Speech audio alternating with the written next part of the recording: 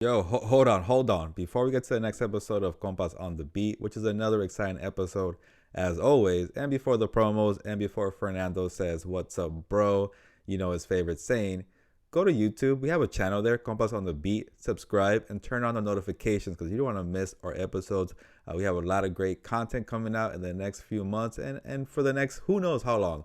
But subscribe. You don't want to miss an episode. And do the same thing for the podcast, the audio version. So you prefer that. We're on Apple Podcasts, on Spotify. We're all over the place. So you see Compas on the Beat, turn on the notification, subscribe, do it today. Yo, Gilbert, I have great news. We have a new promo to read, and we have a promo code for our listeners. Compas Mania is running wild and is continuing to reach new heights. What are you waiting for, Fernando? I've been waiting for you to read this new promo because I'm excited about this product, man. Okay, then. Support for Compas on the Beat is brought to you by Manscaped, who is the best in men's below the waist grooming champions of the world. I wonder if they're the WBC, WBO, IBF, or WO champion. Sorry, Fernando, I couldn't help myself. I'm a boxing guy. I needed some humor there. Manscaped is the undisputed champion, bro. Now, can I continue this promo? Yeah, go ahead, whatever.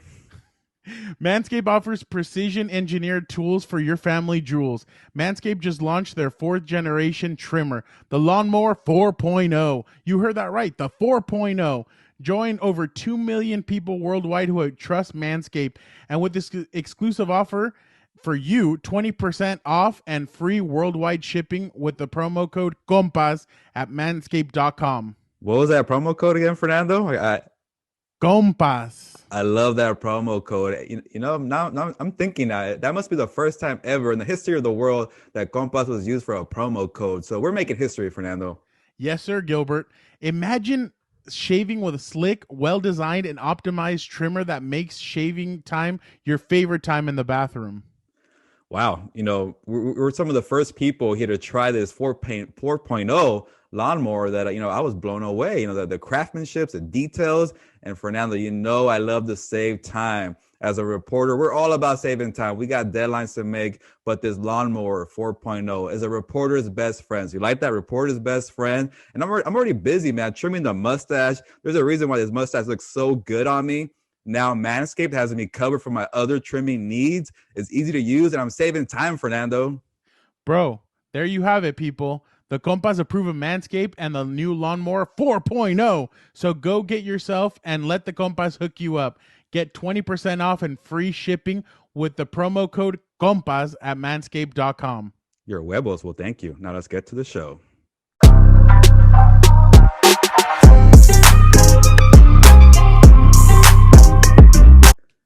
Welcome to Compas on the Beat. I am Fernando Ramirez, Chargers beat reporter for Sports Illustrated. With me, as always, my tag team partner, my co-host, Gilbert Manzano, Chargers beat reporter for the OC Register and LA Daily News. What's up, bro? Fernando, we're sticking with the tag team intro. Yeah, it's okay. I like it, but I got to say, I'm getting these What's Up Bros, very often now. It's more than once a week, and I don't know how I feel about that. I saw it in person. I heard it in person because we had some Korean barbecue. I saw it at Chargers OTA. So are you following me, bro? What's going on? There's too much What's Up, bro, in my life. Bro, you're the one that wants to be around me. Anyway, we got another exciting show for you guys. Big time guests. Your Compas will be joined today by Chargers first round draft pick rookie left tackle Rashawn Slater. You heard that correctly. The first round pick from Northwestern. He will be joining your Compas today. We're excited about that. Later, our good friend Nick Hamilton will join us. Nick is doing big things with Nightcast Media. So we'll catch up with him and discuss all things NBA playoffs. Man, some games this weekend. Wow, I couldn't believe it, Gilbert. Some upsets here and there, but we'll talk to him about that. And then some of these big boxing fights coming up this summer. I'm excited about some of these, Gilbert. It seems like every time I see one, I send it to you, and I'm like, Gilbert, look at this. So we're gonna have some fun. So obviously, Gilbert, we want so you want to give this episode a listen because Gilbert spent 10 minutes talking about Raising Cane's with Rashawn Slater. That Gilbert. This is gonna be an exciting episode. Yeah, I feel like I spent 10 minutes talking about Raising Cane's with Rashawn Slater, but I wish it could have been more time. But you mentioned, Fernando, we got another great show with Nick and Rashawn Slater. And yes, I'm very curious. No, I want you guys to listen to this interview because I mentioned Raising Cane's a lot because I fell in love with Raising Cane's in Las Vegas when I was living there for 3 years. But as you know, Fernando, I'm also a foodie. You are as well. So we got together. I mentioned in the beginning that I was getting some What's Up Bros in person because we got together to do some big plans. We're scheming for Compas on the B. We're getting into the football season, so we got to kind of step up the game. It's been a couple months now, but I had fun at Korean barbecue, and I gotta say, every time I see you in person now, you say when you come to my way, my hood, let's go eat. And now I'm starting to figure out when you say let's go eat, it means let's go get Korean barbecue. There's no option. Is that what I'm getting here now? Is every time you come to my house, it's Korean barbecue? No, no, no. The problem is that when I go there, I'm like, okay, what's something new that you have for me? You start stuttering, you don't know, and then you're kind of like, I'm like, you know what? Let's go with what we already know, Korean barbecue. And I mean, honestly, my brother Daniel went with me too, and he hadn't had Korean barbecue in years. So I'm like, dude, let's go. And I remember this is the funniest part about the whole thing. So Gilbert and Daniel are deciding what they want to drink. And we're sitting there in the waitress. Gilbert asked the waitress what are some of the good things, and she says something, and I'm like, wait, did you just say panty dropper? And then she's like, yeah, he did. And she starts laughing. I'm like, you know what? I don't drink, as you guys know, but I'm like, you know what? Order these guys, get them a panty dropper. And she's like, oh, okay, really? I'm like, yeah. So they start laughing, and it was hilarious. But what did it taste like? Like, to me, it smelled like Capri Sun or something like that. Okay, for some context, the panty dropper is soju. It's like a Yeah. alcoholic beverage for in Korea. And since your brother's kind of new to Korean barbecue, and I know he likes to drink alcohol, he's not much of a beer guy, which I'm a little hurt by that. I had myself a hype He beer. actually likes Modelos, though. Okay, yeah, that's right. Yeah, I got him into that, so slowly Yeah. but surely. But I like when I go get Korean barbecue, I like to drink hype beer, HITE. So that's good stuff. But if you want some little alcoholic flavor, it's soju. But the thing with soju, there's so many different types of flavors, and our waitress gave us a bunch of names, and obviously Fernando's ear went to the panty dropper, and he I kept wasn't paying laughing. attention to that stuff. Like, I was just paying attention to whatever I was gonna get to drink, and I hear that, and automatically the 10-year-old in me or the 11-year-old in me starts laughing. And yeah, and to answer your question, yeah, you were kind of immature there, by the way. Not just kidding.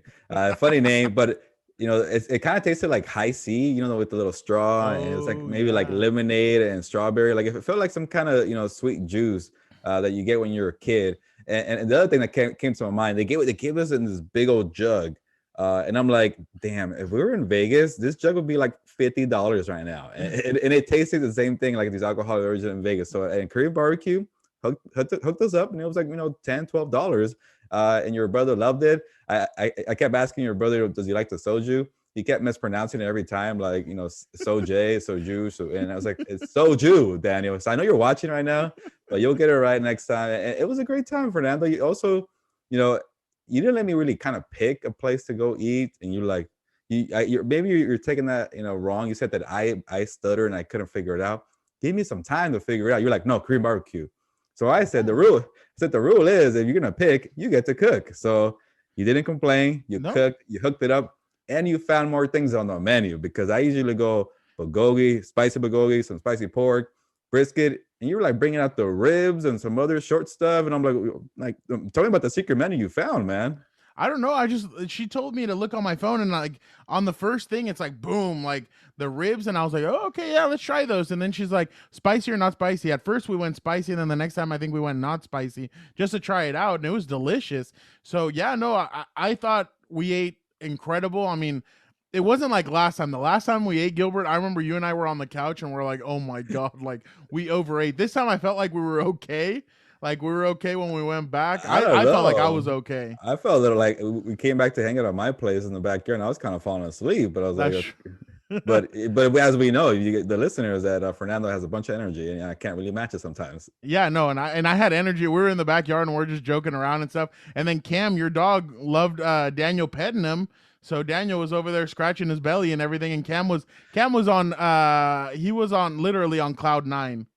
Yeah, and I kind of felt bad for your brother Daniel because Cam has white hair, so the hair comes off easy and it's noticeable in it. And he was wearing a black hoodie, so obviously when he got up, there's a bunch of hair, and I'm like, oh man, your sweater's destroyed.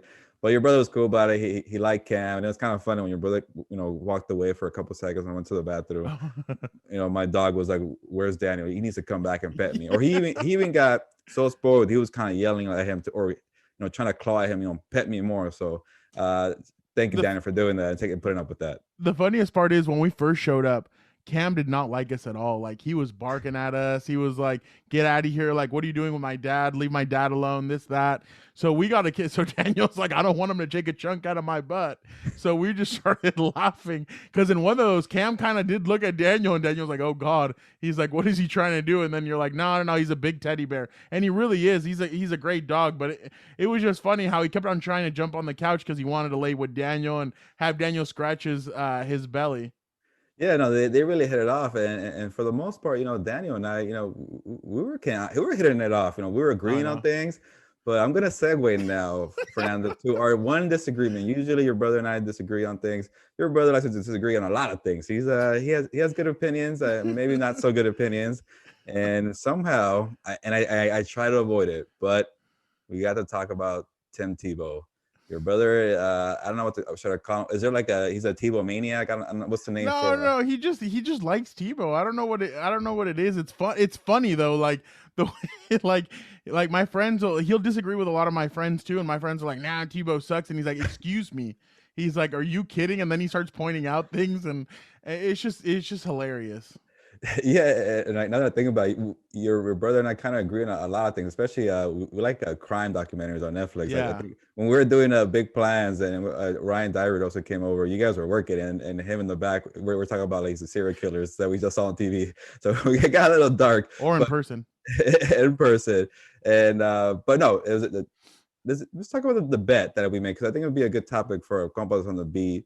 Uh, yeah, it's Oh okay to God. gamble now. I think it's okay now in 2021 to talk about bets. Remember back in the day, the NFL didn't want to talk about bets and Yeah. gambling, and now they're all over it. So let's talk about betting. And I told your I mean, if brother, some people ask the players if they place bets amongst each other, I mean, what's there to do, Chief? I mean, we can talk about what we want to talk uh, about.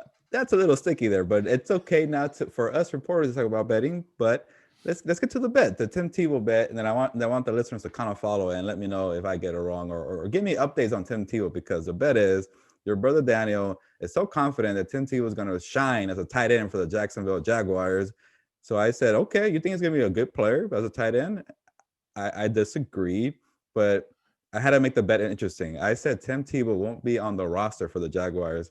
I started by saying he won't make the 53-man roster. I was like, wait, he probably will. So let me buy myself some games. So I said Tim Tebow won't be on the Jacksonville Jaguars. No loophole, Daniel. He can't be on the Jaguars roster. He could be picked up by somebody else, some other roster. But on the Jaguars roster, if he's not on the roster after October 1st, I win the bet. I don't know. Should we say what we bet? I kind of forgot. I think it was like a bottle of whiskey or Jack something. Daniels.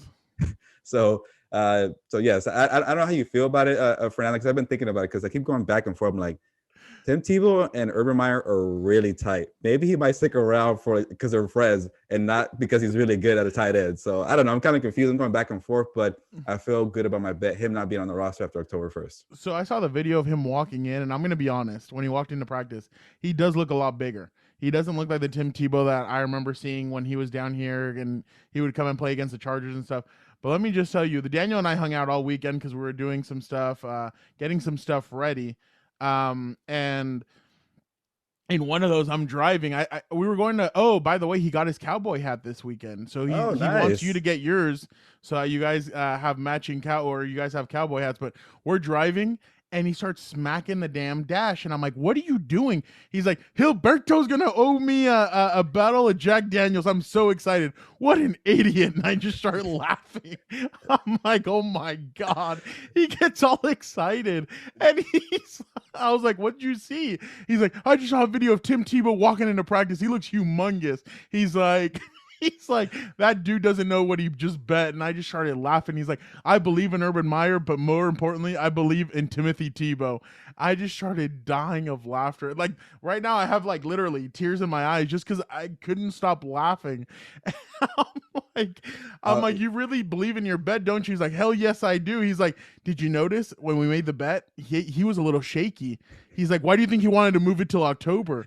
He's like, I was confident that he's gonna make the initial 53-man roster, and I started dying of laughter. And then we get home, and he like downloads on Madden. On Madden, he downloads like a oh my roster, and Tim God. Tebow's on there, and he trades him to the Chargers because he wants Tim Tebow on there. Dude, I was dying of laughter. I'm like, oh my God. But I told Daniel, realistically, I don't think he's going to be a tight end. What I think he's going to be used at is an H-back. That's exactly fullback, running back kind of style. The way he kind of was used his freshman year at Florida. That's how he was used. That's how I think they're going to use him, but I don't know. But it was just, guys, when I tell you guys, it was hilarious to listen to these two go at it. It was hilarious. I was just a bystander, just sitting there listening to them two go at it about Tim Tebow. Okay, let me say this, Fernando, and because you're the video editor, if you can in some way zoom in into my face what I'm about to say to Daniel right now, because I know Daniel is listening. He's a great supporter of Compas, and I would disagree on some things. But Daniel Ramirez, I am happy that you finally have some Tim Tebow highlights that weren't in 2011, that they're from this decade in the 2020s, because it's been a long time since your boy has put on some pads. So you're confident he can come back after 10 years or whatever, whatever it was. You're probably still in middle school, but Tim Tebow is not gonna struggle. But also He's not going to struggle. I think he's gonna struggle. Oh, okay. I'm rooting for the guy. I think he's a good person, but I think it's My brother very hard. doesn't think that. My brother doesn't think that you believe that. It's very hard to come back, and especially at age 33, to learn a new position, tight end. I know it's quarterback, and we could disagree on the quarterback thing. He wasn't that good at that, but whatever. No, I completely. I mean, besides the one game that he lit it up, I mean, other than that, I mean, no, he had his moments, and it was great. But yeah. But again, you and I were probably in middle school, Fernando. These highlights are really old. So, but now that what's the worst part? I got sucked into this bet. Now I'm gonna be watching Tim Tebow highlights in July and training camp in August. I'm gonna get notifications like, look what he did. Like, oh, he ran for 2 yards in a scrimmage. I'm like, okay, like, am I gonna be sucked into Tebow mania? And the problem is, you follow Daniel on Instagram. Daniel's gonna be sending you those highlights on Instagram. Bet I think this is gonna be hilarious. Like, honestly, anytime that you and Daniel get together, I just start laughing now, just because you guys literally go at it about not about anything, but it's just funny when you guys disagree, because you get your little smile and then he just like starts turning red and he gets all excited and stuff. So definitely, I think. What do you think? Do you think it's hereditary, the whole energy thing? Because Daniel has high energy. When you got him talking about Tebow, he did kind of get that high energy. But it comes in waves. You're kind of like always on 100, but he goes like 0 to 100 like real quick. As we, we're gonna talk about Drake later on, by the way. So yeah, no, 100%. Oh, yeah. We're excited, by the way. But Gilbert, I mean, I think we're a little done talking about Tim Tebow. Okay, we'll get there. We'll get there. Yeah, and the exciting part was on Monday morning on Undisputed. I mean, I think the show's pretty cool. I like it a lot better than First Take, just because. I'm checking my notifications. I know where you're going. So chapter tweeting. Shannon Sharp. Oh, he has. Oh, wow.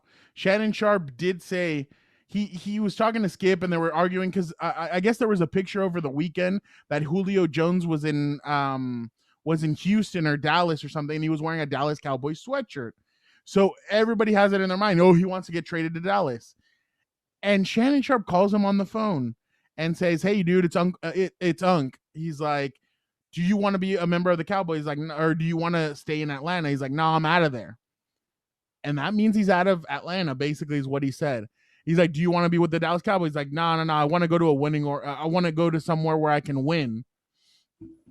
Now, Gilbert, last week when this was announced, there was a team on there that I was surprised to even see. We know this team. Now, in what facet, who let the Jeff Schultz know, I don't know. But the Los Angeles Chargers were on that team that could potentially inquire, or have inquired, or could inquire about Julio Jones. What do you think? What are your thoughts on it? I'll give you my thoughts, but I want to hear from you first.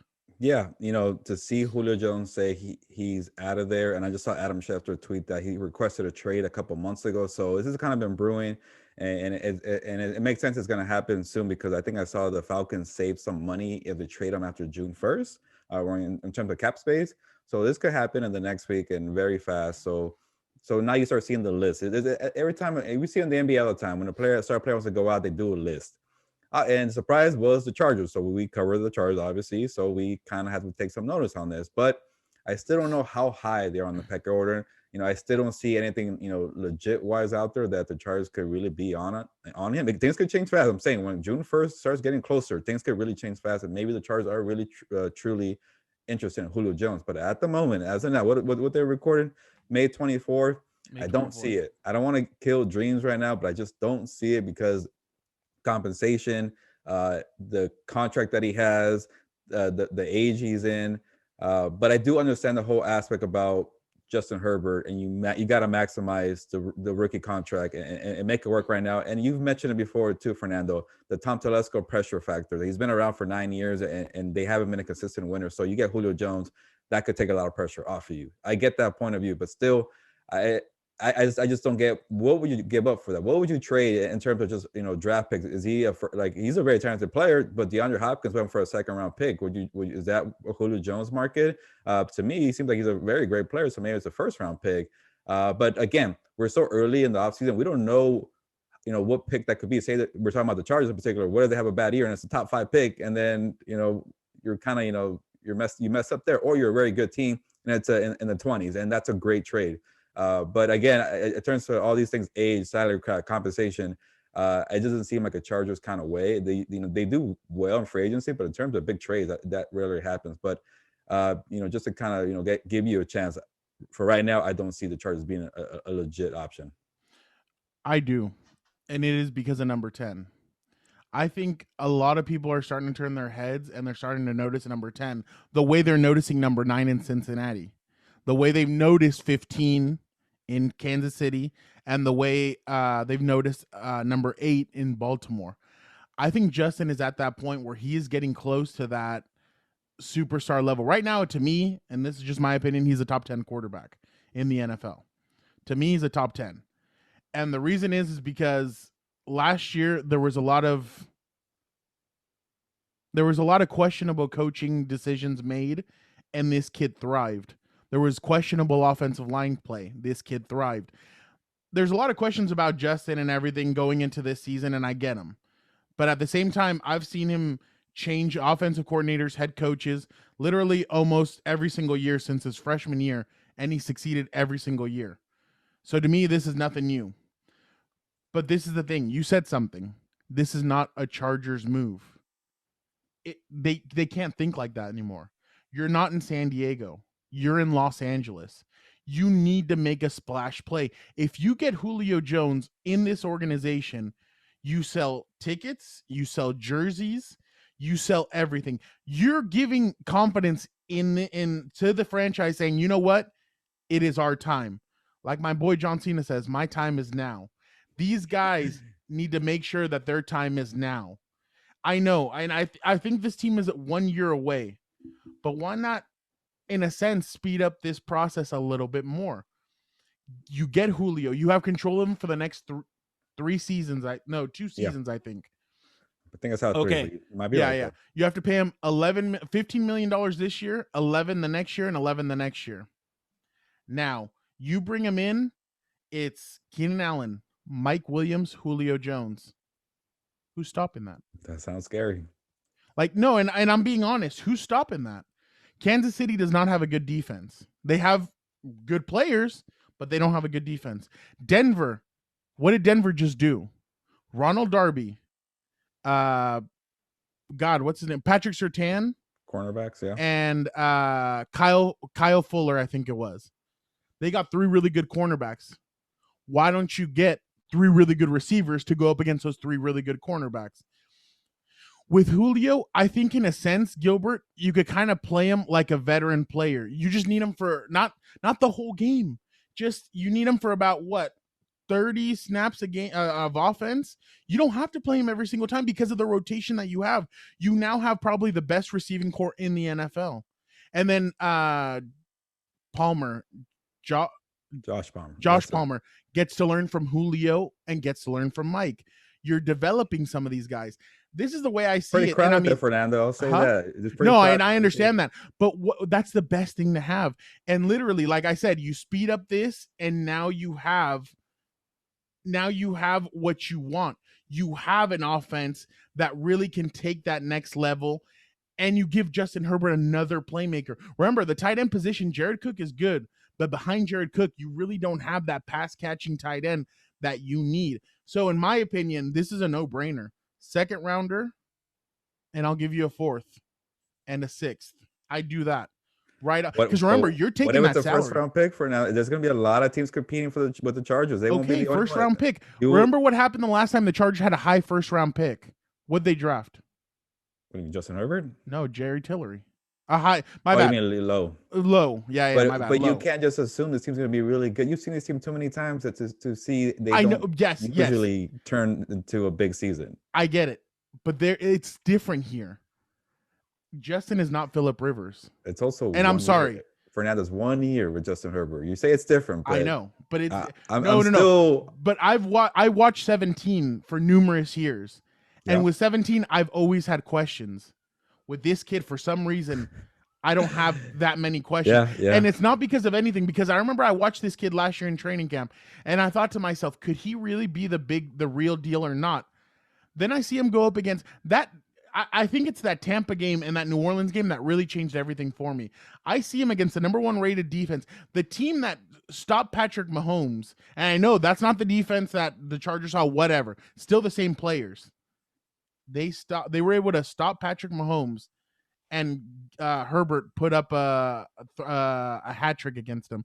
I don't know, but I'm just saying, you bring in Julio Jones, this changes your offense, and maybe it speeds up your process and really elevates you to that next level. The Chargers still need to win fans over in LA, and I'm sorry, I'm serious.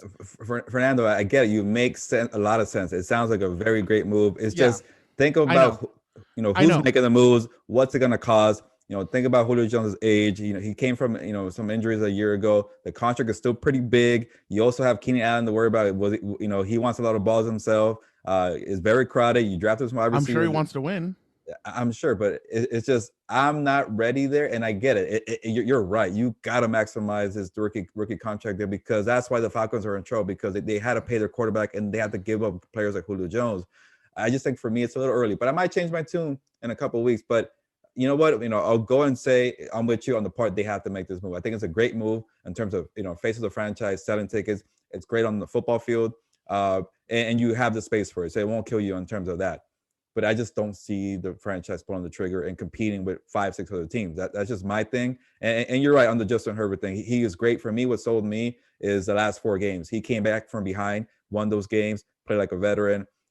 But I'm going to pump the brakes a little bit because it's a new coaching staff. It's the second year. I got to see more consistency. And I know we have to kind of move on. But this is a topic we should go back, because I feel like there's a lot to unpack, especially for going to year 2 for Justin Herbert. But he is a great quarterback, and I have no doubts about him. But I just want to see one more year with this new coaching staff. No, yeah, 100%. But like I said, it's a on the field move, a huge move. But marketing wise, man, people will come to watch Julio Jones. Kendrick Lamar will come and watch Julio Jones. You can get all these guys to come out and watch Julio because Julio's cool with all them. Man, can you imagine Drake? And I know we're going to talk about him in a little bit. But can you imagine Drake at SoFi Stadium with Julio Jones? Julio brings him. Drake says what's up and kind of gets Charger fans excited or something like that. Like, dude, the thing is that there's so much you could do with this. It's just an incredible. I think it'd be an incredible opportunity for them. But according to Adam Schefter, I think he's the one that put it out, or it was Ian Rappaport, that he knew exactly what was going on because he had already requested a trade to the Falcons. So hey, it was a good ploy by him. It was a good ploy by Shannon Sharp. Good Monday. Great. And they've already started listening to offers.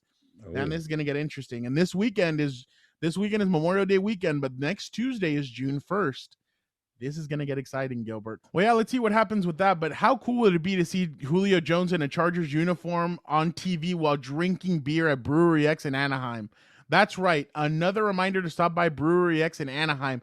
Enjoy yourself at the X. Throw it up. Throw up that X. Where they have over 30 beers and 10 hard seltzers. Let them know the Compas sent you. Okay, now let's go from Julio Jones as a future teammate. Just kidding, obviously. Guys, relax. Gilbert, I saw your face. You chill. Maybe. But let's get to Rashawn Slater now, where we talked to him a lot about Raising Cane's. Guys, let's let the fun continue. Ladies and gentlemen, we are hyped for this next guest. Introducing to you H-Town native, Northwestern product, NFL first-round draft pick, and Chargers left tackle Rashawn Slater. Rashawn, how are you doing today? I'm doing great, guys. Thanks for having me on. It's a pleasure to be here. Yeah, Rashawn, thank you for joining the show. And you kind of gave us a good story before we jumped on the podcast. I got to ask you right away. You're out there at Chargers headquarters, and you finally got to meet the quarterback, Justin Herbert. How was that like? It was good. So, yeah, I was on my way to come meet with you guys, and then I just ran into him in the hallway randomly after picking up my food. So it was like, we've been, talking about this whole time. Like, we've talked on the phone and stuff like that. But, finally saw him in person and got to chat, so that was pretty cool. Folks, he's being modest. He told me that a lot of employees try to get in his way and everything. He was blocking for Justin, moving people out of the way so that nobody could get to his quarterback. That's what you promised fans. That's what you promised Justin the night that you held that jersey. Isn't that right, Rashawn? Absolutely. That is what I promised. Yeah, people were trying to come and talk to us, so I was just shoving them out the way. There you go. Rashawn, how has it been working with this new coaching staff? What's Brandon Staley like? What have you kind of gotten to know about your head coach? I know you guys have only been there a couple of days. Yeah, Coach Staley's really cool. Right, kind of coming to the building, we had the team meeting obviously, and then kind of just learned right off the bat like this the way this program, this organization is run. It has like a really family, like genuine atmosphere. I truly feel like the doors are open, like open lines of communication are everywhere. And it's really just like a group coming together, and we all want the same thing, and everyone recognizes that. And, I've heard about places where it's not like that, where there's not open lines of communication. And it's really just the opposite of that. They made us feel very welcomed. And so, yeah, Coach Staley's been awesome. Frank's been awesome, my O-line coach. It's been a really good experience so far. Rashawn, we saw you on the field for a couple of days for a rookie minicamp. Is it not kind of more in the classroom, learn the playbook kind of thing? Yeah, it is. And Rashawn, have you been to the weight room? But we saw the video that you went viral with a pro day at Northwestern, so I wanted to kind of get a feel for the weight room at Chargers for you. Yeah, we've been working out right now, just the rookies together, and we've kind of been having a good time. Everyone's we're trying to get like a baseline, so it hasn't been any opportunities for me to shove a strength coach yet, but but it's been good. That was my next question, actually, Rashawn. I was going to ask you, who was that guy that you shoved in the video? And I'm guessing it's a strength and conditioning coach. Was that who he was? Yeah, it's his name is Matt Flannery. He's a man. He's the man. I love Coach Flan. After that video went viral, I had so many people. Everyone thinks I hate him, and he's like, I love that guy. But like anyone who's like, if you ever been in that environment, you're at the gym, like everyone's like, it's a PR day out of college, so we're all just freaking out in there. Music's playing, and a lot of adrenaline. And so I told him not to slap me. He was like, hey, do you want to slap to get you going? And I was like, no, don't slap me. And then he slapped me. So I was like, all right. Man, he's lucky that there were students right there holding him, because if not, I think he would have gone flying into the whiteboards or something else. Yeah, I'm glad they were there too. So that was okay. But yeah, he's a man. I love Coach Flan. Okay, just want to make sure that was the first and only time you ever kind of shoved up. Yes, that was the only time. And that was a PR day that you got the PR on that set there. Yeah, that was a PR day. End of the summer, everyone's hyped. Yeah. We love it. How much did you enjoy your time at Northwestern? I mean, I've always heard really good things about Pat Fitzgerald. Do you think eventually he'll be a head coach in the NFL? Really, that's up to him. I think he definitely has the tools and the skills to be able to do that if he chooses to. But, all my communication with him ever since I met him has been that, he loves Northwestern. He wants to retire at Northwestern. And I don't know, anything could happen, I guess. But I mean, he's definitely a fantastic coach. Players all love him. He does really good things in the Big Ten, especially considering like Northwestern's recruiting just isn't, let's be honest, like it's not the same as a bigger schools, and he's able to do amazing things with it. So I think it's there if he wants it, but he likes it there. He loves it there. Yeah, Rashawn, it seemed like you enjoy your time a lot there at Northwestern, but you opted out for 1 year. And before we got on the show, I was talking to Fernando about the questions I wanted to ask you, and he said I took all the good questions. So I'm gonna do a 2-part question here about your past year. First, I got to ask you about the Raising Cane sponsor. We love Raising Cane's, so I got to ask you: you got to be a Caniac combo guy? Is that what you get for this Raising Cane's? Yeah, there's got to be a Caniac combo for me. Like in high school, whenever I was trying to like put on weight and be a lineman, every single time we went out to eat, I don't know why my mom did this, but she'd always let me order 2 entrees, like everywhere we went. And so yeah, with Cane's is like the Caniac it counts as 2 entrees. Shout out to Mama Slater. Yeah, shout out Mama Slater. Okay, so when you say 2 entrees, that's just one, right? It's like a 6-piece, right? Not 12. Yeah, a Caniac is just so big. Like I get 1 Caniac, and it's fast food, but like, yeah. Caniac's great. Gotcha. We love it, Rashawn. And so my next part of the question was like, it seemed like that year that you opted out, you really kind of got things in order for NFL life away from the football field. You got your agent, you got some sponsors, you got engaged. So how much does that year off kind of help you out to kind of, get your life in order and get ready for football in the NFL?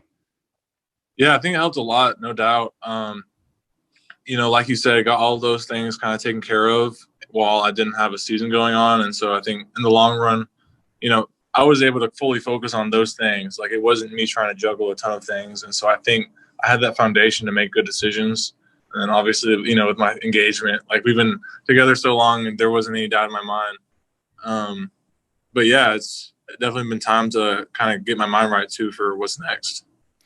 Rashawn, what are some of your off the field interests? I mean, I'm going to give you a little insight about some of your teammates. Joey Bosa loves anime. Justin Herbert loves making briskets. Keenan Allen does it all. He guitar. He does the piano. He sings. What are some of your off the field interests?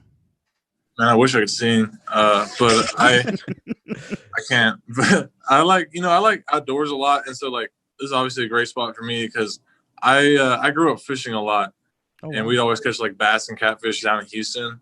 And so I'm excited to hopefully like get out on like into the Pacific and do some stuff fishing wise. And then, I'm a gamer too. Played quite a few kind of variety, anything from like Minecraft to Warzone. So really a lot. And then, just like kind of hanging out, watching TV, just chilling. Any shows you're interested in right now? Any shows we should know about? I'm waiting on the next season of Ozark. Just finished up The Boys.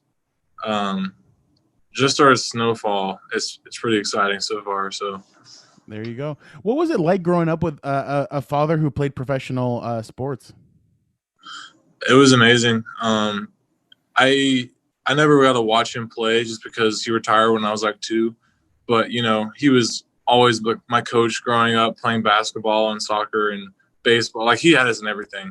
And I think one of the coolest things is he never pressured us to like choose basketball. He pressured us to, do sports, and I'm thankful for that. I feel like every kid who has a chance should try to do sports. But he never like tried to force us to be basketball players. And it really became useful once I started this process of like trying to, play professional football, because he had all that experience of being a pro, and like all of his wisdom kind of just, he let it all, he shared it all with me. And so I kind of had this plan for what I was going to do and how I was going to get there. So it was really helpful. Rashawn, at what point did you kind of feel like NBA is not for you? You're going to NFL? I think it was like 10 minutes into my first 7th grade basketball practice when we were just running suicides. And I was like, why am I doing this? That's pretty much when I stopped playing basketball. Was in middle school because we were just running so much and I hated it. And I was like, when you're an O-lineman, like you're an O-lineman for a reason. It's probably because you went and you tried to be something else, like a linebacker maybe. And they're like, no, go with the O-line. And so that's what I was. I got put with the O-line, and it's not because I was in great shape.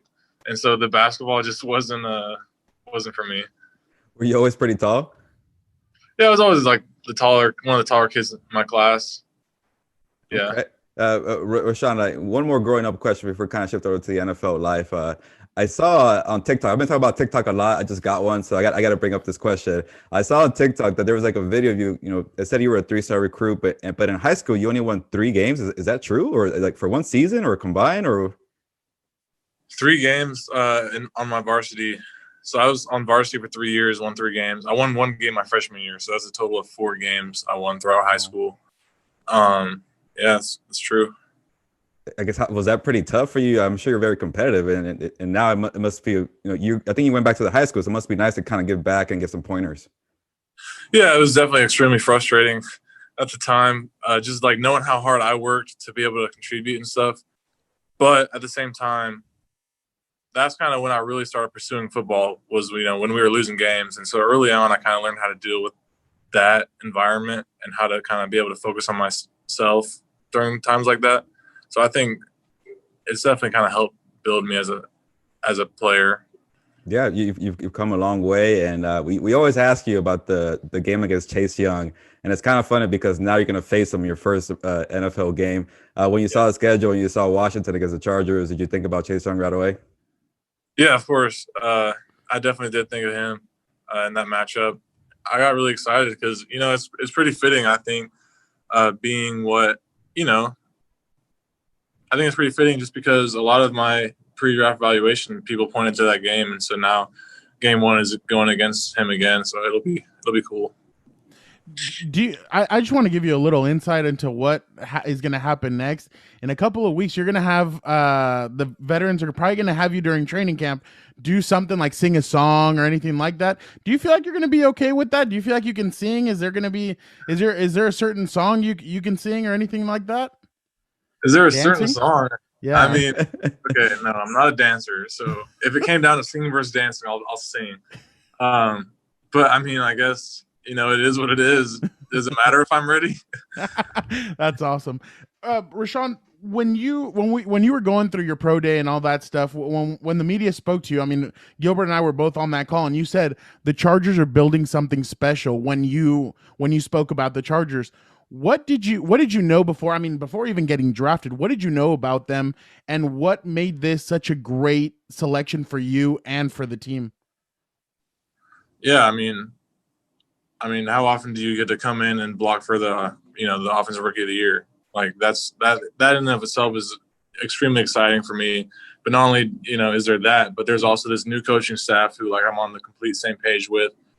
We have a scheme I feel like really plays to my strengths. I have a room of veterans who've been in the league for a long time, who I can pick their brains about anything. And so I just feel like I have all these tools around me, and we as a team, have all these tools, and we're just in a great spot. Rashawn, when the draft was going on and Panay gets drafted by Detroit, and then the Chargers said, I mean, Tom Telesco told us that's when we started getting hope that Rashawn would be there for us. What was your mind going through, or what was going through your mind during that time where here comes Dallas and the Eagles trade, and then all this stuff? I mean, Gilbert and I were together watching this. We thought you were going to get picked up by Dallas. We were like, Dallas is just going to steal him away from the Chargers, but you end up dropping. I mean, what was going through your mind during that time? Yeah, I definitely thought I might have gone to Dallas too. It's funny because when you're in the green room pre-draft, you're watching the draft, so it's on TV in the room, but the walls are open, and so I can hear, Micah Parsons gets a phone call. I hear his room erupt. I'm like, okay, so they're on the clock. They just started screaming, so I'm not the pick. And it kind of that was it throughout the draft until I got picked, and I knew it tended to happen 5 minutes before it was their pick, and so I was like, okay, I'm gonna go to Dallas. All of a sudden, there's 4 minutes left on the Dallas clock. I'm not going to Dallas. And then same thing for I thought I might go to Carolina or the Giants or whatever. But once we started getting this range, I was like, okay, how awesome would LA be? Chargers. That was definitely a destination I wanted to go. I didn't know if I was going to go there, but I just, like I said, I already knew about how exciting that would be as far as the weapons we have in place and how ready to go we are. And so I started to get really excited. And once the Chargers were on the clock, I got that call. It was a dream come true. Rashawn, was it hand and phone or phone in hand, phone on the table? Did somebody else have the phone? Where was your phone during that time when the Chargers were about to select and give you the call? It was in my hand, and I had it like on max volume with like vibrate on, and so a couple people like Snapchatted me throughout the draft or like texted me, and so like my phone was in my lap, and every single time I got a message, I just like looking down, like it was never a call or anything. So you had a sore neck after getting selected with all the head movements. Yeah. Rashawn, as you know, the draft process is kind of a crazy time of year, and everybody's nitpicking stuff. You know, you heard a lot about the arm size. You know, people are saying you got to have 34-inch arms. Does that bother you at all? And when you got drafted, I like the confidence. You said, I'm the best technician in this draft. I'm the best, tackle prospect. Do you feel like people were kind of harping too much on that whole thing? Yeah, I think it's the thing that happens every year. So I kind of knew it was coming. As a player, you do everything you can to control what you can control. And, I can hang from a pull-up bar all I want, but my arms aren't getting any longer. But what I can do is like study technique and how to use my arms more effectively. So that never took away from my confidence, my arm length. Like I know I can play just fine. And my hope was that it just wouldn't affect the way teams saw me. And with the Chargers, it wasn't an issue. Yeah, No, go ahead. Sorry, Fernando, I'll cut you out there. But I'm just really curious. I'm gonna get ahead of myself because there's one thing you told us after a rookie minicamp that the Chargers want to run the football, and people see Justin Herbert, and they want to see 50 passes per game. For the Chargers offense, is this kind of be a physical team, establish the run, and we'll get Herbert going kind of thing? Yeah, I'm not the OC or anything, but I think we definitely have the mentality. Rashawn, it seems like the Chargers kind of selected players. I mean, and you're still getting to know some of the rookie class, but you said you had a chip on your shoulder when you came in. Asante Samuel Jr. said the same thing. He said, there's not 7 corners better than me in this draft. I should have been selected one of the top corners. Do you feel like that's kind of what's happening with this rookie class? You guys are coming in with a chip on your shoulder in a sense? Yeah, 100%. Oh, did you see that, Gilbert? Yeah, he got intense right there. You got to hear. His eyes dropped. He is hyped. Yeah. How excited are you to get now with rookie minicamp is about to pass, and then the veterans come in. How excited are you about getting to meet some more of the veterans and Brian Bulaga, Corey Linsley, some of these guys on the offensive line? I'm so excited. Just to be in person with them. Like, I've met them over Zoom. Like, we've done the whole, like, hello, like, introduction and everything. And, I've even talked to them, just, like, asking for advice on some stuff already. But having them in person is just going to be completely different. Handshake, dap up. What are we doing? I mean. Distance, man. Oh, my bad. Yeah. Come on now. Rashad, final thing. And will be a question, but have you seen the Raising Cane's down the street from Chargers headquarters in Costa Mesa? Yeah. Okay. Whenever one of my friends from college, Joe Gaz, is on the team as well, and that was like one of the first messages I got after the draft. Was like, "Hey, there's a Cane's right down the street." Okay. Bro. The question is, have you been to that one? I'm sure he has, or no? I honestly haven't been there yet. Oh wow. Okay, but you know where it's at. Done though. Yeah. Well, we definitely appreciate the time, Rashawn. Anything else you want to say before we let you head out of here? Besides, I appreciate you guys having me, and I'm super excited for the season. That's it. Bolt up. Gilbert, I am excited to introduce our next guest. You know what? He's not just a guest. He's a compa, and we go way back. I'm talking about our good friend, Nick Hamilton, founder and creator of Nightcast Media, a rising Black-owned media outlet in Los Angeles. Nick, how are you doing today? Hey, guys, what's going on, man? I'm glad to be on, man. My mom made it. Nick, I am so happy to see you on Compas on the Beat. We keep talking about having you on, so I'm glad to see you on. And we're going to talk about sports. And I know you're a big fight fan. That's the reason why I really want to have you on, because it's kind of rare to find boxing fans like you, Nick. You're plugged in basketball as well. Obviously, in the NFL, we see each other at Chargers headquarters all the time. But before we get there, Nick, I got to talk about Nightcast Media, because I keep seeing you doing big things. You're being interviewed by a lot of people, not be interviewed by us. So we got to ask you, man, what is going on with Nightcast Media, and tell us about your big plans for the network. Hey, man. Well, first of all, thank you guys for having me on. I know we've been talking about this for a while, so I'm glad we were able to make it come to fruition. Make sure the check is in the account, though. Don't let that bounce. I don't do rubber checks, bro. I do stuff that fold. I don't do stuff that jingles. Hello. My bad, Chief. Sorry for interrupting you. Welcome to Compas on the Beat, by the way. That's the inside thing for those that may be watching and don't understand why I'm laughing. But anyway, Nightcast Media just was created because it was something that, I had a vision for a very long time. And it just, everything else, man, it's timing. Like you guys coming together with this great show, it's just timing and it's opportunity at the same time. So I think between that and watching how media has unfolded in the last, I would say 10 to 12 years, especially with the just the separation between mainstream media and then media of color, primarily Black media, Black owned media, not just Black targeted. And that's something that I wanted to make sure that was known, that we're not just Black targeted, we are Black owned. And the opportunities that we are not always afforded as Black media, that needs to cease. I mean, over the course of the year 2020, when we were going through the unfortunate nature of the pandemic, we were also watching the continued destruction of our people at the hands of police and even white supremacists.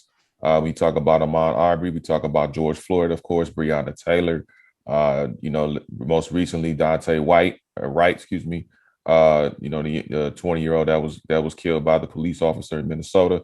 So you see all these types of things, and then you see all these PSAs being put out by these sports franchises and even these entertainment venues that are saying they want to stand up against and help in, institutionalized and systemic racism and oppression and police brutality. Okay, well, does that stop at media?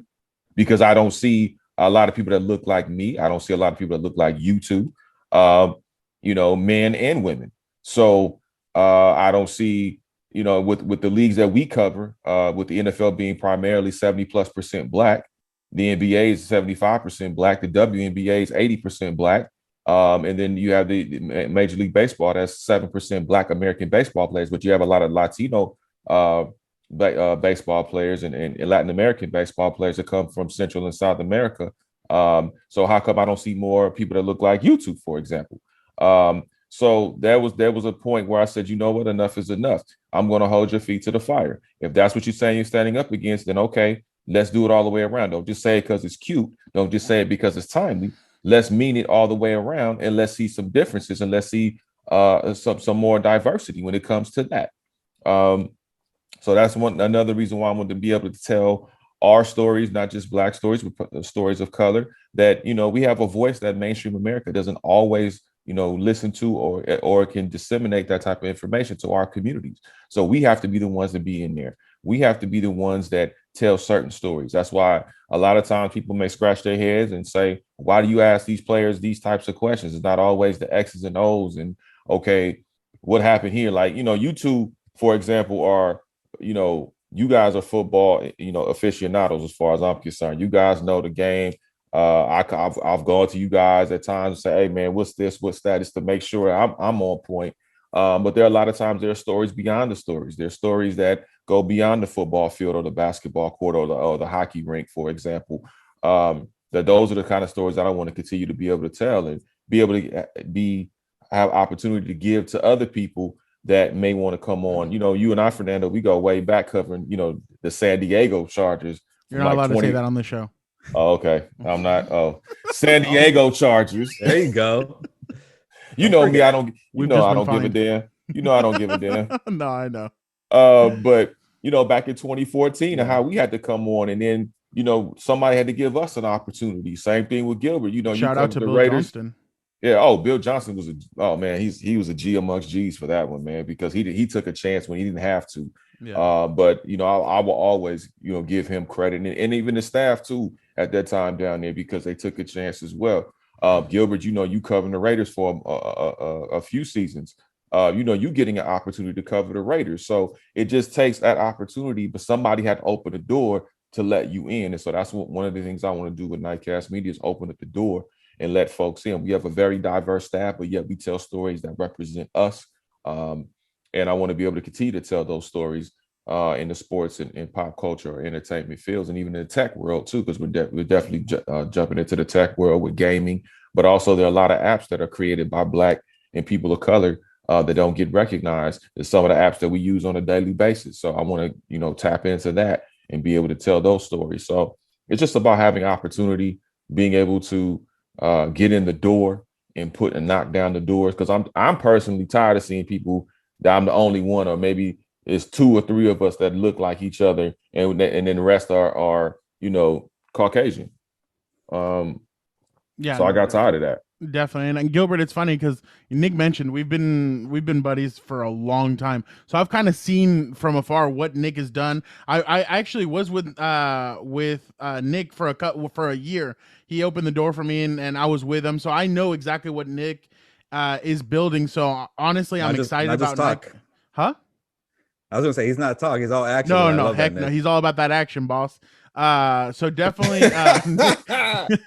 Nick is really building something special, and it's very exciting to see everything that Nick does. I mean, I'm telling you, like there was times where I'd be like, oh, like at one of the Charger games, I'd be like, oh, okay, well, I'm gonna go home, and Nick's like, yeah, I have to go cover the Kings, and I'm like, oh crap, really? He's like, yeah. Or like we'd be at Chargers practice, be like, oh, I'm gonna go cover the Lakers.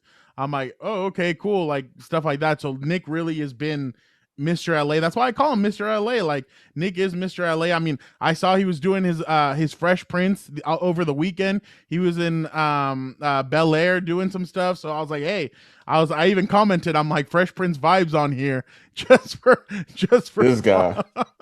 But literally, like Nick is all over the place. I know exactly, like every time I look on Instagram or Twitter, I know Nick is going to be in a whole new place. So literally, Nick is literally the guy in LA to know. Yeah, and I wanted to say also, when I first moved back from Las Vegas to Los Angeles, and I went into Chargers headquarters for the first time, I think Nick was one of the first people that came and introduced himself to me, because I was still kind of like, I feel kind of new. I felt like a little like an outsider. And Nick straight up like, hey, what's up? I kind of heard some things about you in Las Vegas. Welcome, and hopefully you're comfortable in Los Angeles and covering the Chargers. I was like, dang, that was pretty cool. This Nick guy, and I don't think I ever told you, but that really made me feel settled in, because I was like, it's a new beat. I was a little nervous, so. Nick, you're outgoing. I see the hustle. I see you doing all these sports, and I like how you created your own avenue and your own path. It's tough out there for minorities, and kind of to get jobs. It's a very lack of jobs offered to minorities, but you did something about it. You created your own media outlet, and again, you weren't all talk. You helped out Fernando. Your action. You have a diverse staff, and you're doing a little bit of everything. You're not just limited to what you know. You're trying to learn as well. And I think that's what media is about, hearing different communities, hearing different voices, and trying new things. No, I appreciate that, man. Thank you for that. I just felt like, we got to be able to lift each other up. And, this is not, like I tell people all the time, I've always grown up in the sense of there's good and bad in every race, no matter what race, gender, sexual orientation you may be, there's good and bad. It just depends on who you come across. And I've been very fortunate over the course of my career to have, white people have helped me, Black people have helped me, Latino people have helped me, members of the LGBTQ community have helped me at times. Asian people have helped me, men, women, whoever it is. So I always value those relationships and just learning from those individuals that I come across, even the people that have been complete, ass clowns to me. I learn from them too, because I learned how to get the hell away. You know what I'm saying? I learned, okay, your stank ass can stay over there. I'm good. I'm gonna stay right over here. And, I know who he's talking about. I'm talking about a few people. I ain't gonna name no names because I don't want to get you guys in a lawsuit, and I don't feel like having people, writing me all these negative emails. So I'm gonna leave the names out of it. I'm gonna protect the name. I'm gonna protect the guilty. But it's just, you just learn, man, and you just be able to bounce back. And like I tell, sometimes I've had a chance before the pandemic. I used to, speak to kids in like colleges and stuff, and I would tell them, the one thing about it is, don't be afraid to get told the word no. Just realize a way to flip it into a yes, and then keep that yes, and then keep flipping. You know what I mean? And so that's the same thing I learned in this journey. The beautiful thing about our industry, man, is the fact that, hey, it's many ways up the mountain. You don't have to, it's not like an engineering degree or a doctorate, you know what I mean? Or becoming a scientist, like you got to do this, or becoming a lawyer. It's different ways we can do it, especially in this space, man. Like, look what we're doing right now. Like, who would have thought we would be doing this right now? Like this type of technology. So it's cool, man. Like, I enjoy it. it's bumps and bruises along the way, man, because it's a lot of responsibility, especially in the position that I'm in. But I take it how it comes. No, and that's awesome, Nick. We're definitely excited to see what Nightcast Media does. But let's get into some NBA. See, I see you going like this. I know what you know is coming up. Let's talk some NBA postseason. What in the hell is going on? I mean, the Memphis Grizzlies end up upsetting the Utah Jazz. The Clippers take that L by Luka Doncic and the Mavericks. I mean, there's a lot of madness going on right now. I mean, the Bucks and the Heat they literally take it to the end of the game. I mean, there's a lot of good basketball. What have you made so far of the first weekend of the NBA postseason? Man, it's wild as hell. I mean, if I don't even want to bet. Like if I was a betting man, I keep my money in my pocket because you may come up, you may be under a freeway by the time the game is over with. You never know.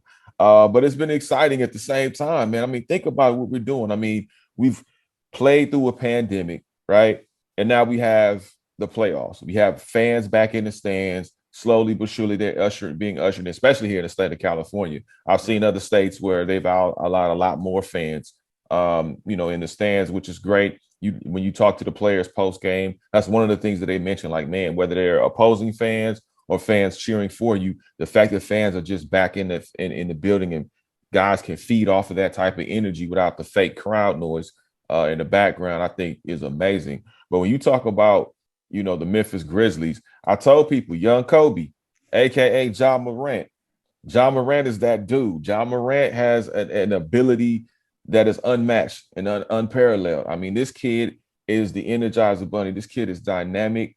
He moves. How he moves is how the Memphis Grizzlies will move as they continue to go forward. And I do believe, they're shocking the Jazz. And what did I tell y'all? Didn't I say the Utah Jazz was fool's gold? I told people they were fool's gold. They looked great in the regular season. Shout out to Quinn Snyder, but they are fool's gold. I don't trust this team. I don't trust. The only time I will trust the Utah Jazz is if they get to the Western Conference Finals and they're up 2-0 in the series. That's when I'll say, okay, you know what? Let me take a closer look at the Utah Jazz. Outside of that, they slipping like a bad transmission. And that's exactly what I told people. That's exactly what I said. Everybody thought I was crazy. Okay. How you like me now? Wow. I love that recap there. You made it fun and interesting, Nick. But the way you talk about the Jazz, the way I was kind of speaking on the Phoenix Suns, and it sounds like maybe I could have been wrong. Are the Lakers in trouble with Phoenix?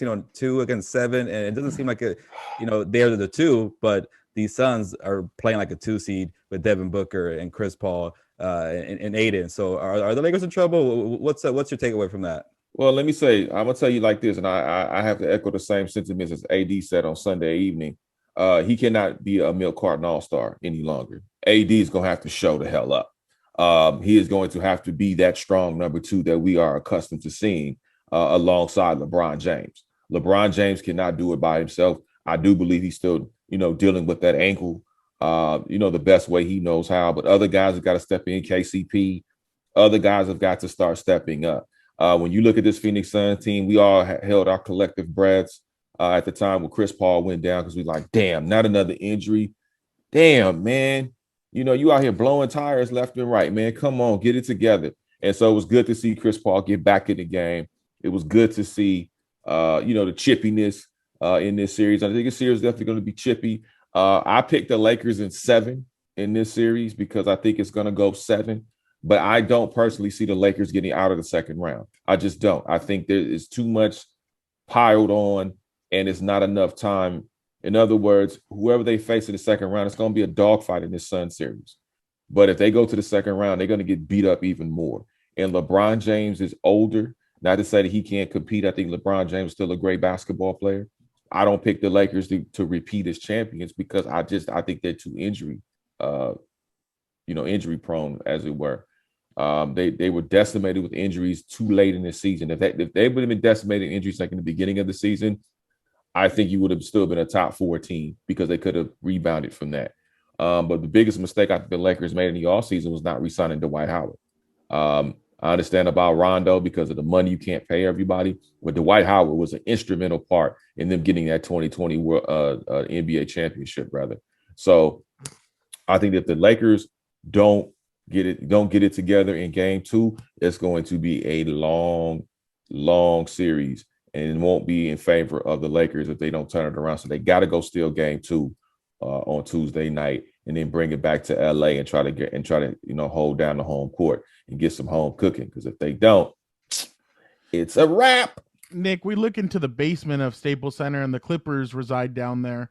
When you think about the Clippers, what's going on? I mean, it seems like Luka Doncic at one point. I mean, he was good for the first 3 quarters, and then it feels like some of the bench took over in the second half, and they were able to do some. The Dolphins are hosting former Chargers pass rusher Melvin Ingram, according to Adam H. Beasley. Busy Monday. Yeah, interesting. Is that right? Yeah. So you look at the Clippers and what is going on? Do you feel like, I mean, it feels like Paul George at one point he can't hit a shot. They weren't hitting any threes. Kawhi played well in the first quarter, but then really in the fourth quarter he couldn't really do much. Do you feel like what happened because I saw this happening at the back end of the season, there's nobody to take over in the fourth quarter? Do you feel like the Clippers really are missing a closer, and do you feel like the Clippers are in trouble in a sense? I mean, maybe not in this round, but they could be in trouble in these playoffs. Well, here's the thing with the Clippers. I mean, first of all, the Clippers, they never play well with 12, 30 or 130 games. That's been traditional. Look at their record. They never play well. Excuse I don't know. Number one. All right. I mean, no, it's not an excuse. It's just fact. I mean, listen, the Clippers were like fat people in steam rooms. You couldn't see them in the first half. I mean, they were terrible. They didn't show up at all in the first half. But then in the second half, it seemed like as it got going, Paul George stepped up. Paul George started to knock down some shots. Kawhi Leonard was on fire when first of all he posterized somebody. He damn near snatched the soul on that dunk in the third quarter. That was I mean, the roof almost went off at Staples Center. I was there. I mean, the crowd got ballistic when that happened. I think that was a lift that they needed. Well, I mean, when you pay $85 for a ticket, I mean, I guess that's in there. Bang! Shots fired. Somebody doesn't like the Clippers today. Pretty obvious, huh? Man, I mean, as obvious can be. Goodness gracious. Tell me how you really feel, Fernando. Goodness gracious. But I think, with the Clippers, I think the problem is they were leading with about 6:10 left in the fourth quarter. They were up 98-95. Now, they went in the last 6 minutes. The Clippers shot 2 for 12 from the field. They were 0 for 7 from 3. That's not going to get it done. So you talk about having a closer. Somebody's going to have to step up, whether it be Kawhi Leonard, whether it be Paul George. Somebody's going to have to step up out of those two and knocks down clutch shots and key shots and high percentage shots to make sure that they keep maintaining those leads down the stretch. Because I'm going to tell you something, Luka Doncic is not for play. We talked to Rick Carlisle on Saturday evening, and he was like, look, this is Luka's time. This is what he waited all year for, to show up and to show out. And let me tell you something. He told Pat Beverly, you can't guard me. You too short. Get off me. And that's exactly, and he proved it every step of the way. Now, the fourth quarter, he scored 1 point in the fourth quarter, and that was at the free throw line. So the Clippers, if you look at a positive, the Clippers did kind of contain Luka Doncic, but then there's everybody else that stepped up. Tim Hardaway Jr., Porzingis, who Carlisle surprisingly finished out the stretch. Yeah. So there were other guys involved that they could not simply stop, and that's a problem. I look forward to seeing more Boogie Cousins in game 2. I think Boogie needs to get in the paint. I think you need to have Boogie's presence out there, not just because what he can do on the stat sheet, but what he does that doesn't make the stat sheet as far as having a presence out there, making sure guys are in the right positions, especially in that second unit. You have Terrence Mann and Luke Kennard and those guys out there, because let me tell you something, Dallas is going to attack. And when you look in the first half of game 1, they were punking the Clippers in the paint. They were not getting any. They were very physical. They were letting you know, man, it looked like Monday Night Raw, the Lumberjacks match out there in the first half in the paint. Zombie Lumberjack match. It looked bad. Yeah, no. And Nick, I'm gonna hand it off to Gilbert. Gilbert's excited about this next topic because this hits close to home for Gilbert. Gilbert, go ahead, my brother. You take this. Man, but I feel like I'm interrupting Nick with the NBA postseason because he's dropping the knowledge right now. Some catchy one-liners. And Fernando, ease up on the Clippers, man. I would just say that. But anyways. Show me something. Nick, before we let you go, that's actually, we'll see. Because I'm worried about the Lakers. But Don't be so Right. Anyways, before I let you go, actually, there's two things we want to talk about. I love boxing. And I love Drizzy Drake. So before I let you go, real quick, finally, boxing has some big fights. Deontay Wilder, Tyson Fury trilogy, big heavyweight match, and the very intriguing one, Manny Pacquiao, the ageless wonder, comes back against Errol Spence Jr. Senator Manny Pacquiao, I think 8th division champion. I could keep going.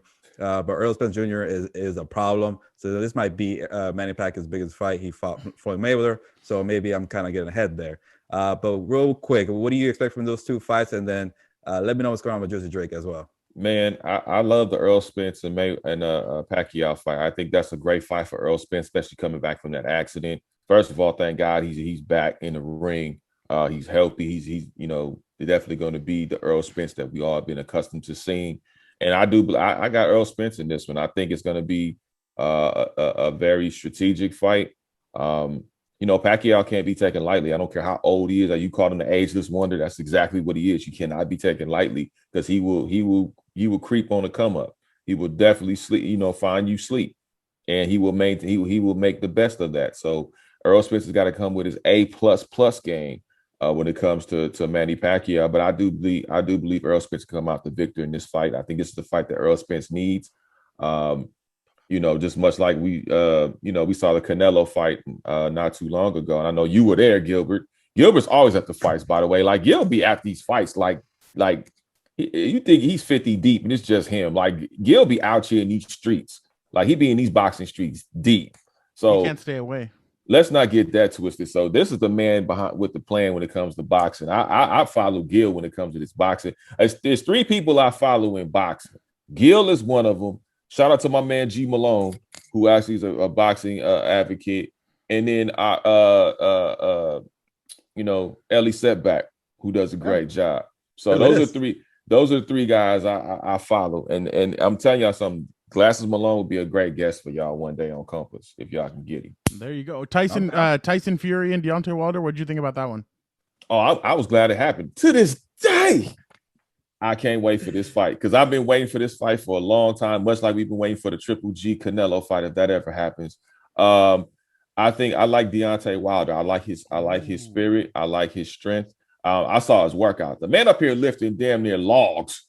All right, if you lifting a log, you about that action. I saw him last year in Miami. He had chains on chains on chains, glasses. I was like, damn, there's the champ.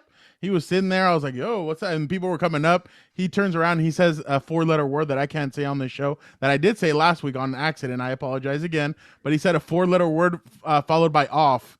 So I just started laughing. I'm like, that's the man right there. But Gilbert, are you ready to, before we ask him our final question, I want to fire up Nick. Nick, who you got, Floyd Mayweather or Logan Paul? Is that even a question? Okay, are you gonna watch that fight? Yeah, that's a better question. I was gonna say. Yeah, somebody give me the streaming for free. There you go. I ain't paying for that crap, and I had to watch my words on that one. I ain't paying for that. I mean, I love Floyd Mayweather. I think Floyd Mayweather is one of the greatest boxers of all time. But I mean, come on, man. This is like a high schooler beating up a 4th grader, and a high schooler being Floyd Mayweather. Come on, man. It's not even fair. Well, last one that we wanted to reach out with you is Billboard just named Drizzy Drake, Artist of the Decade. Nick, what do you think that means? And I mean, do you think that he deserved the award? Oh, absolutely. Drake is a hit maker. I mean, Drake, the boy can rap his ass off. I mean, that's just no question about it. I mean, he's born to rap. I don't really care for the singing too much, but I like when he raps, the dude gets after it tough. From wheelchair to rapping. I mean, he's an actor. He's an artist. The man has definitely stage presence. He's the backup for Jake from State Farm. I mean, exactly.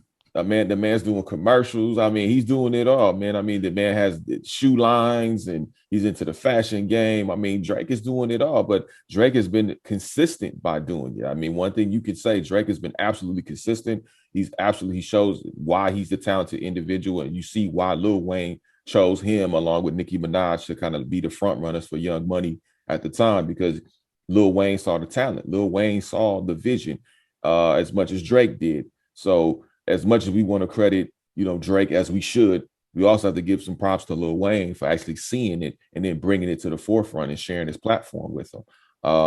In order for Drake to kind of take off in a sense to higher heights. But to me, man, it's like saying, Drake is the artist of the decade. You got to he's great.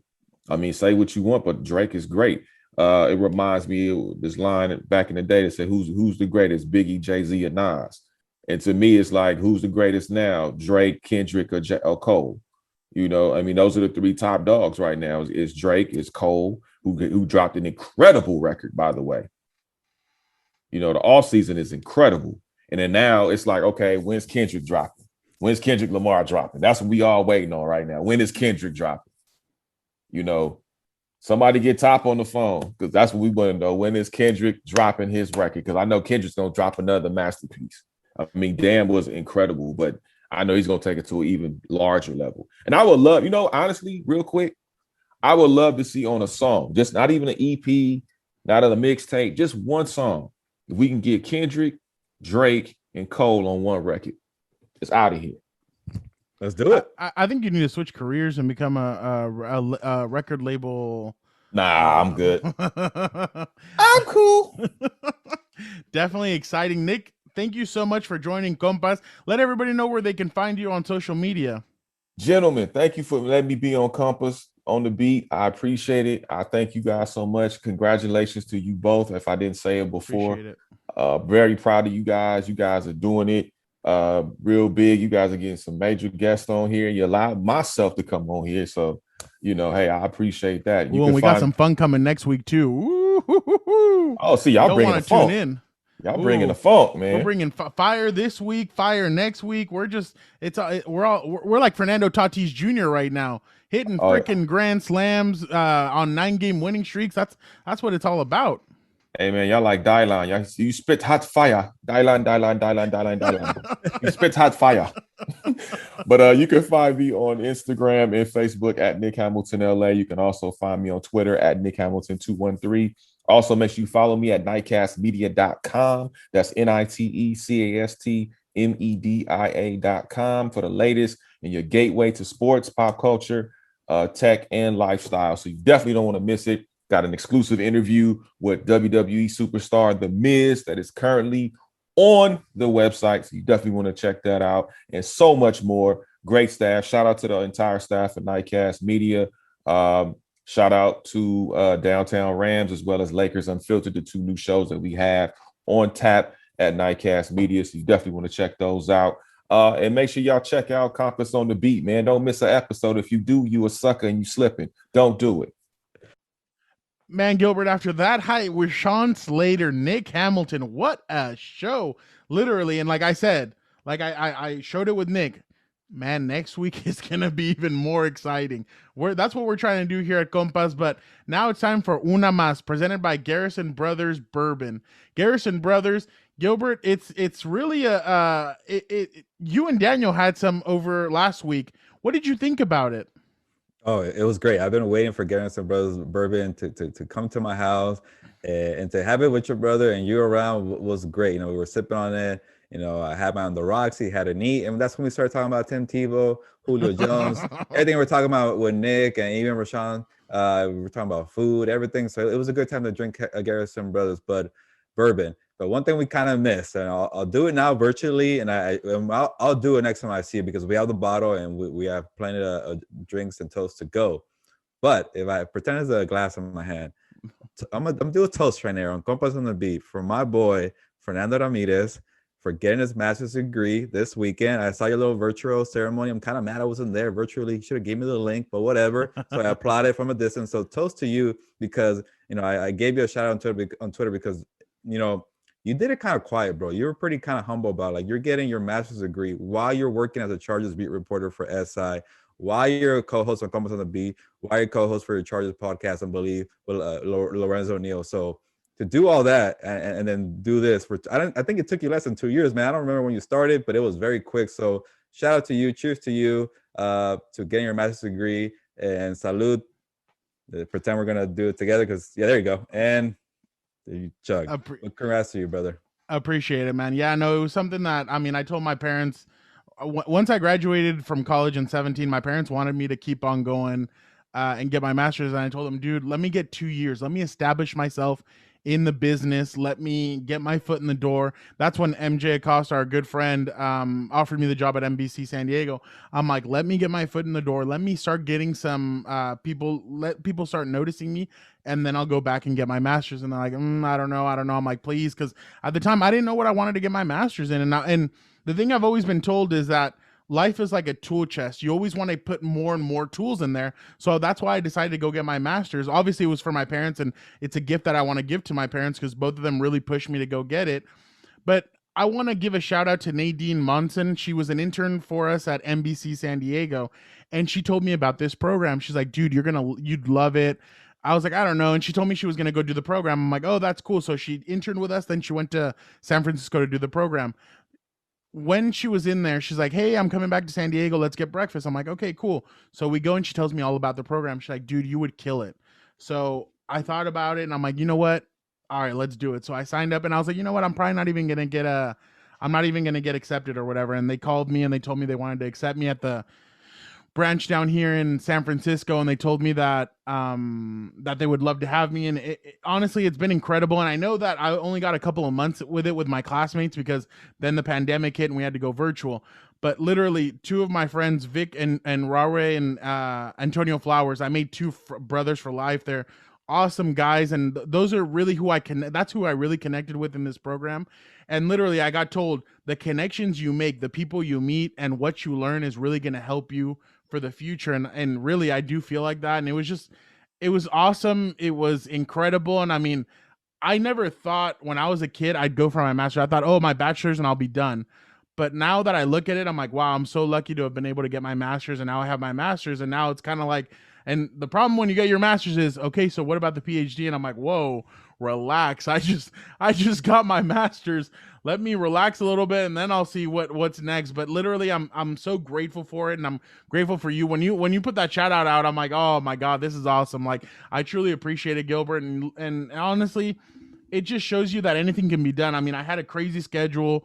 I had a lot of things. There was times where I had to write a lot of articles, and then I had a paper due for school, and it got tough. But at the same time, you saw me sometimes there at the games, I'd be like churning, I'd be doing projects. Half of the time I didn't know what the hell I was doing, but hey, we end up passing. We're good. So literally, I really appreciate you, Gilbert, and I appreciate my parents for supporting me, my brother, my sister, and everything. But literally, I'm so excited, and I have a huge smile on my face because I've ascended to the rank of Master Jedi. For all you Star Wars nerds out there, that's really what this was all about. I am now a Master Jedi. Yeah, that is a good reason to get your degree. But, real quick before I let you go, yeah, there was times where I wanted to bother you at SoFi Stadium. You kind of go into the corner. I'm like, what are you doing over here, bro? And they're like, oh, there was a classroom I just interrupted. And I was like, oh, I forget he's doing his master's. But I'm telling you, like, you really downplay. There was times where like, oh, you're graduating this weekend? Oh, you're getting, wait, what? You're taking pictures for this or what? Like, and then I'm like, and I stopped to think, I was like, he really did it during a pandemic and the last 2 years of doing all these 3 jobs. And I was like, wow, it's like, that's pretty impressive. And I think I hear sometimes it's like a 2-year program. And I really feel like you did it a year and a half. I don't know how long it took you, but I was like, I was impressed, bro. So you deserve that. So all credit to you. Yeah, it was about 20 months. So it honestly flew by. And they told me when I remember the first night we were there, they told us this is going to fly by. And I was like, yeah, right. This is going to take forever. And literally it did fly by, and it's incredible. And literally I probably got the best grades I've ever gotten because I took this seriously. And I mean, yeah, I know you're supposed to take college seriously and everything, but like literally I took this so seriously, and I'm glad I did well. And I was like, wow, okay, like I was always kind of that lazy student that would just do enough to get by and do all this stuff. But here I really did take it seriously, but I'm so proud. And honestly, it shows that anybody can do whatever you put your mind to, you can accomplish it. So definitely, if you're out there struggling with what you want to do, just go out and take a chance. That's what I did with this master's program.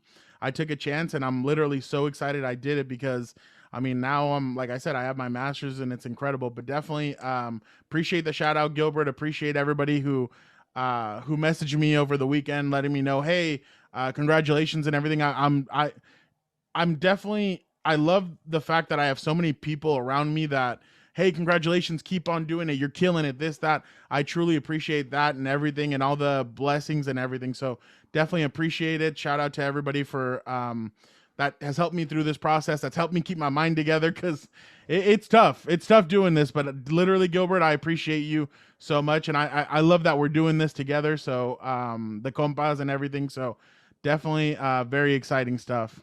Yeah, I'm excited for you, but we've done this for about an hour and some change, so it's time to go, Fernando. So can I ask you the question? ¿Ya nos vamos? Vámonos. Pues vámonos.